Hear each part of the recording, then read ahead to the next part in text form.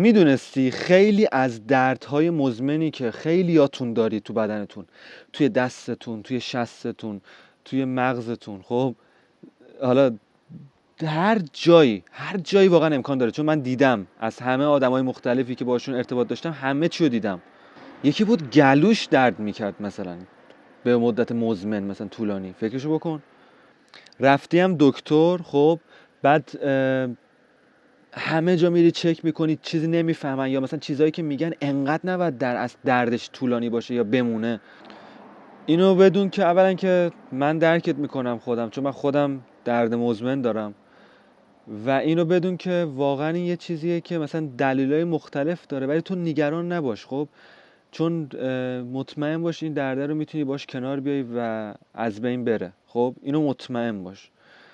حالا یکی از دلایلش، من همینجور تو این کانال یوتیوب میگم دلایل مختلفش، چیزایی که ثابت شده علمی، مقاله ها، که بدن انسان چون همیشه به این فکر میکنه که جون خودش رو نگه داره، بقای خودش رو حفظ کنه، وقتی ببینه یه مشکلی هست تو زندگی تو، یه فکری هست، یه چیزی هستش که برات حل نشده، خیلی اذیتت میکنه و داره بهت آسیب میزنه، استرس تو خیلی زیاد میکنه، هورمون مثلا کورتیزول تو بدنت میره بالا خیلی به مدت طولانی، بعد میخواد یه جوری حواس تو رو از این فکره پرت کنه و یه دردی برات تولید میکنه. یا اگه یک مشکلی داری که مثلا یکم بعضی وقتا درد داشتش، زیادم اذیتت نمیکرد، اونو مثلا اون حست که تو از درد گرفتن داشتی بیشتر میکنه و یه جورایی خودش نجات میده.